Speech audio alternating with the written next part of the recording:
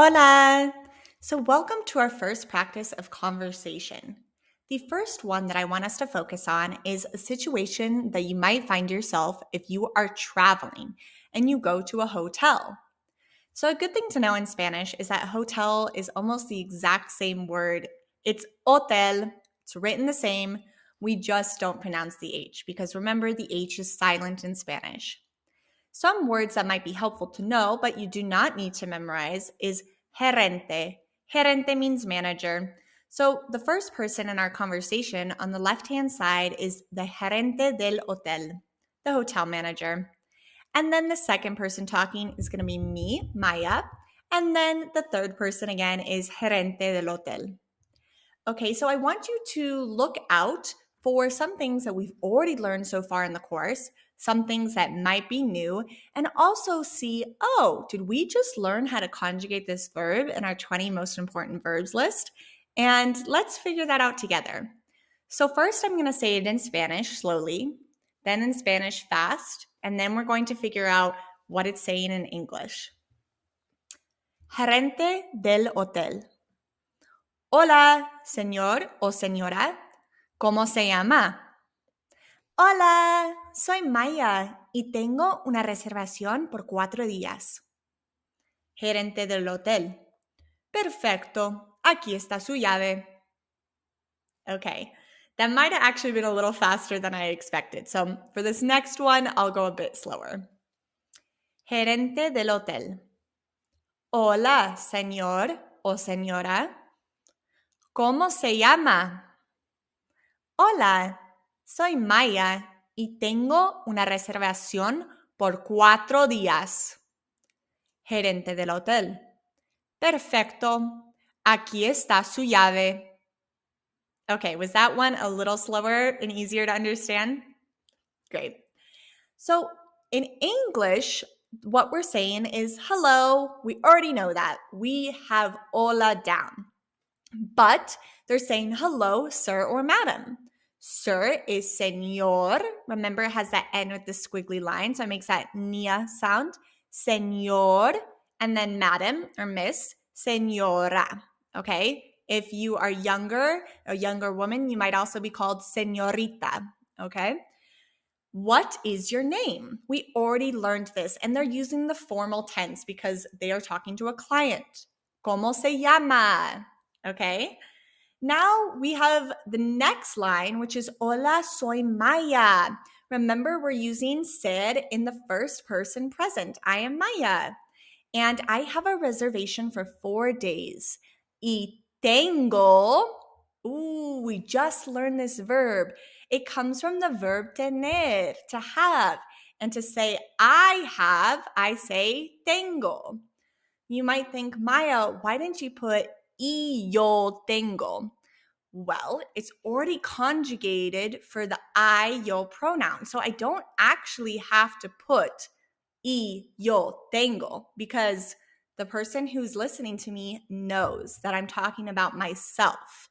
That can be a little confusing at first. If you want to use the pronoun, that is great, totally fine, it's not wrong. But just know that many times people will cut out the pronoun because you already know who's talking because you have it conjugated for that exact person who's speaking. So we just learned the verb tengo. Y tengo una reservación. Great word to know. Reservación. It's hard because it's long and there's a lot of letters, but reservación. Practice this because it means reservation. And they're saying por 4 días, for 4 days, okay? And then the hotel manager says, perfecto. Great word to know in Spanish, okay? It's one of those filler words. Perfect. And here is your key. Aquí está su llave, okay? We're using estar again, está for is, and you don't need to know the rest of the words right now, but if you are going and traveling, llave means key. Okay, fantastic job listening. Let's go on to the next one. Hello, welcome back. Hola, bienvenidos. In this second conversation, we are going to be focusing on the cafe. It's very important to know how to answer someone when they are asking you what size coffee you want or what size drink do you want. Coffee is a huge part of my life, and I lived in Colombia for a while, and I know how important coffee is for most people. Maybe you don't drink coffee, but this will also apply to you to order any type of beverage. Let's pretend in this situation that we are at a cafe in Madrid. And the reason I'm saying Madrid is because we're using euros in this conversation. In Spanish, the way we say euro is euro. It's a hard word to say, but it's euro. Okay? So if someone says euro, it means euro. And you might get the gist if on the register it comes up with the number. But we're at a cafe in Madrid. We want a coffee. We are so jet lagged. And the barista is asking us questions. We have to know how to respond confidently so we get that coffee that we want. No decaf here, please. Okay, so I'm going to be the barista and Laura. I'll say the names before I actually say the sentence. It might sound annoying, but it's so you can know who is talking at each point. Okay, let's get started. Barista. Hola, buenos días. Laura. Hola, buenos días. Yo quiero un café con leche, por favor. Barista. ¿Qué tamaño quiere? Laura. Quiero un café pequeño. Barista. ¿Y para comer? Laura. Nada para comer, gracias. Barista. Vale. 3 euros, por favor. Okay, how was that? I can understand if this is a little tricky, but we're going to go to the next slide and understand what we're saying and the words that I want you to focus on from the 20 most important verbs that we have covered in the first person pronoun of yo. Okay, let's go ahead. Okay, so now we are at the cafe. We just listened to this conversation in Spanish between the barista and Laura. Now let's figure out what they're saying in English to put it into context. So the barista says, Hola, buenos días. Hello, good day. We already know this, and we know that this is a great way to introduce yourself. Laura says, Hola, buenos días. Yo quiero un café con leche, por favor. She's using one of our 20 most important verbs here, and she's using querer. I want a coffee with milk, please. Un café con leche. And we have to know the word please. Por favor. Por favor. Okay, the barista responds, ¿Qué tamaño quiere? What size do you want? So the barista here is not saying, ¿Qué tamaño quieres? For tú. The barista is saying, ¿Qué tamaño quiere? Because they are trying to be respectful, using usted with the verb querer, to want. Tamaño is a really good word to know because it means size. And you might be asked this when you're at a restaurant or at a cafe. Laura then says, Quiero un café pequeño. I want a small coffee. Again, she uses quiero, and she uses the word pequeño. That's kind of a hard word to say because written down, it has a QU, but the QU in Spanish makes a K sound in English. K. Pequeño. Pequeño. Okay? That's small. We'll go over the different sizes in a minute. The barista says, y para comer, and to eat. So this one letter here, the Y, means and we're going to be using this all the time in Spanish. Y, just the letter Y. Y para comer, and to eat. We're also using the verb comer here, which comes from our list of verbs. And Laura says, nada para comer, gracias. Nothing to eat, thank you. Nada para comer. She's using gracias, which means thank you. And this is really nice to put at the end of sentences if you're interacting in this type of situation. And the barista says, vale 3 euros, por favor. So in this instance, the barista is saying, okay. There are two different ways we can say vale. We can say okay in Spanish. Vale with the V, which is used in España, in Spain, or dale with the D, which is used more often in America Latina, in Latin America. And then we know they're saying 3 euros por favor, okay? 3 euros por favor. So we know we're in Spain right now because they're using euros. How did that feel? Are you ready to go to the cafe? Let's figure out some of those different sizes so that we can know how to order small, medium, and large. Let's go. Hola. So, in our last conversation, we learned about the cafe and we were ordering coffee. We needed to know the different sizes, right? We used the word tamaño for size. So, some adjectives that I think are really important for you to learn, no matter the situation, is how to say small, medium, and large. So, if something is small in Spanish, we say pequeño, pequeño, okay? Un café pequeño, a small coffee. If we want to say that something is medium, we say medio, un café medio, tamaño medio, medium size. If we want to say something is large, we say grande. Okay, you might already know that word actually, grande. And if we want to say a small amount, we say poco. So if someone is asking you, how much do you want? And you only want a little bit, you can say un poco. Okay, let's go on to our next conversation. Hola. So today's conversation, we're going to be focusing on how to ask directions in Spanish. This is really helpful. I know nowadays we have our phones and we have Google Maps, and so that's obviously very helpful. But if we are in a pinch and we need to know where something is, this is really important to learn. A great way to practice at home is, let's say you already know the route to get to work or to get to school, and you're driving or taking the bus or walking. You can set your Google Maps on your phone to Spanish, and it will help you memorize and understand, oh, this means left and this means right. Let's go through this conversation between John and a random pedestrian. Okay, here we go. John. Hola, ¿dónde está la Plaza de Cataluña? Pedestrian. La Plaza de Cataluña está en el centro. John. ¿Tengo que tomar el metro? Pedestrian. Sí, tienes que tomar el metro. John. Vale, muchas gracias. How did that feel? Okay, so we're asking some questions here. We have a lot of question marks. We know that John is saying hello to be kind, and he's asking where something is. We can see that the verb estar is being used because it says ¿dónde está? And he's asking ¿dónde está la Plaza de Cataluña? And this is actually a real place in Barcelona.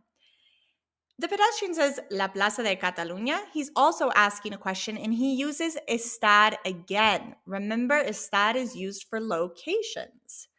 Okay, and then John answers and he's using a verb that we just learned. He's using tener and he's using it in the yo form. Tengo que tomar el metro. Do I need to take the metro? Okay, let's go to the next slide and see what it's saying in English. John asks, hello, where is the Plaza de Catalunya? The pedestrian says, the Plaza de Catalunya, it is in the center. So we know that centro means center. This is an important word to know in Spanish, and it's nice because it's similar. The next one we see, again, as I mentioned previously, we're using tener. Tengo que tomar el metro. And another verb that we also have learned, tomar. Remember, tomar means to take or to drink. Do I have to take the metro? Okay. And the pedestrian is saying, yes, tienes que tomar el metro. We haven't learned this yet, but he's saying you have to take the metro, not I have to take the metro. He's conjugating it for you, okay? And we're figuring out, okay, tomar is an important verb to know. And then John uses vale. We learned in our last conversation that vale in Spain means okay. And then he uses muchas gracias, which means thank you very much.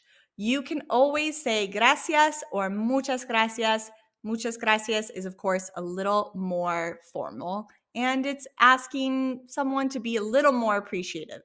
Thank you very, very much, okay? You could also say muchísimas gracias. Thank you so much. But all three of them work great.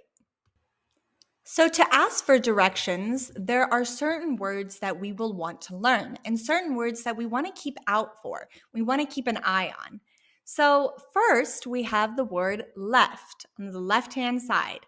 And in Spanish, this is izquierda. Let's say it together. Izquierda. Great job. If we want to say the right-hand side, we say derecha. If you want to say it's on your right, a la derecha, a la derecha. It's on your left, a la izquierda, a la izquierda. If something is behind, it's detrás, detrás. If something is in front, like you need to go forward, it's derecho. Not to be confused with derecha, which is the right. Forward is derecho. And if something is in front of, we say en frente de. En frente de. So if I want to say it's in front of me, en frente de mí. En frente de mí. Great job. Okay, so something that we want to focus on in Spanish is to know the difference between the two C's. Okay, so yes in Spanish is sí, okay, with an accent. Remember, an accent is just that line on top of the letter, and it's the way that we can know that our voice needs to go up in tone. Sí, okay? Let's look at the example we have here.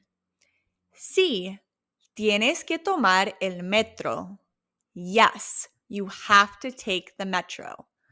Okay, so we know that sí means yes, but sí also means the word if in English. The way we can distinguish between them, especially if you're reading, is that sí with an accent means yes, and sí without an accent means if. Let's look at an example together. Sí, quiero ir. Yes, I want to go. Si voy a la fiesta, no voy a dormir. Si voy a la fiesta, no voy a dormir. If I go to the party, I will not sleep. Okay, so you can see that it's used in two different situations. It's important to remember this so you do not become confused. Oh, I thought sí just meant yes. It actually has two meanings, yes and if. Great job. Hola, bienvenidos a Español con Maya. Hello, welcome to Spanish with Maya. We're going on to our next conversation practice, and this is asking for a taxi from your hotel. Maybe you are staying in a hotel, you need a taxi to go to a restaurant, to go to a monument that you're seeing in the city, so we need to figure out how to ask this.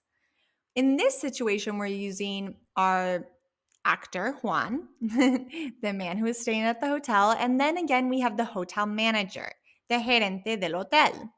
I'm going to say this in Spanish. I want you to listen. And don't worry if you don't recognize the words again. We will figure it out together after the next slide.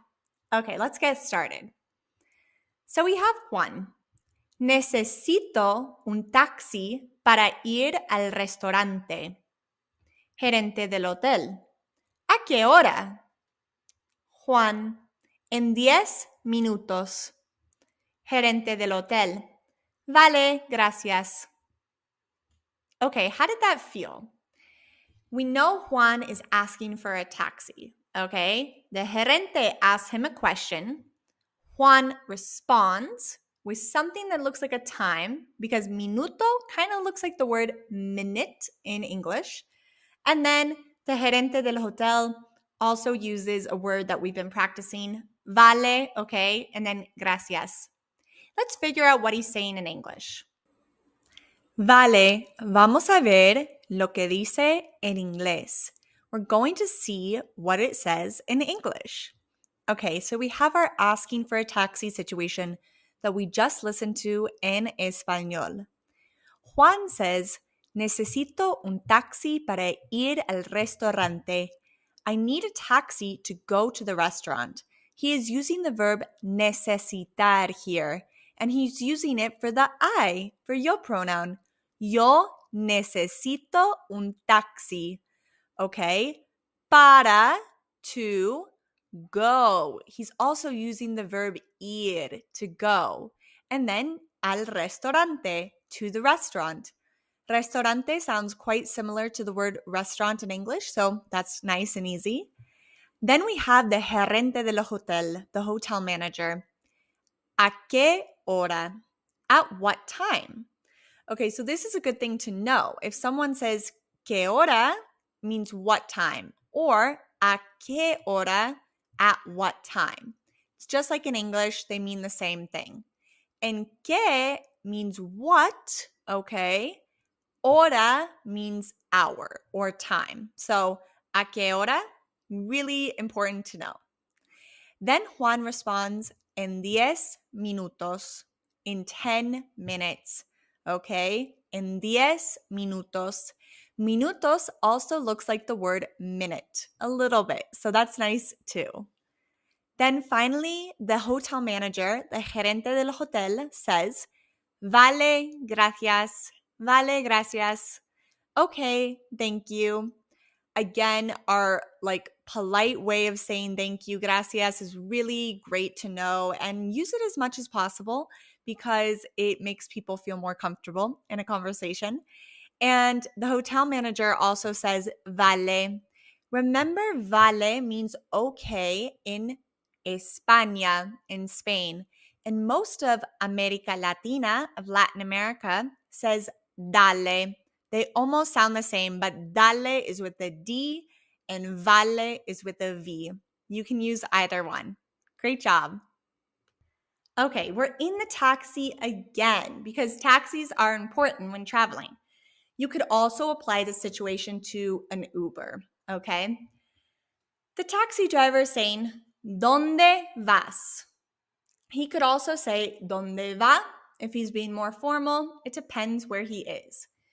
¿Dónde vas? Laura says, necesito ir a la calle Asturias. The taxi driver says, vale. Laura, ¿cuánto cuesta? Taxi driver, 15 euros. Okay, so I didn't translate taxi driver because you don't need to know that right now because you'll know who's your taxi driver or Uber driver once you get in the car. He's asking a question that's really important. He's saying, ¿Dónde vas? Where are you going? ¿Dónde vas? And then Laura uses one of our fundamental 20 verbs that we are practicing. Necesito. I need. Necesito ir. I need to go to the calle Asturias. Calle means street. Asturias is Asturias Street. Taxi driver then uses a word that we're really used to now, vale. And then Laura asks a great question. If there's anything you can take from this driving taxi lesson, I want you to remember this. ¿Cuánto cuesta? ¿Cuánto cuesta means how much does it cost? And this is really important to ask your taxi driver if you don't know beforehand how much it costs so that you get a good, fair rate when traveling. ¿Cuánto cuesta? Very important. And then he says another number that we're not familiar with yet, but he's saying 15 euros, 15 euros. We can see this right here, all written down in English so that you can compare them. I'm going to give you a few seconds to look at it in Spanish and English so that the words can match up.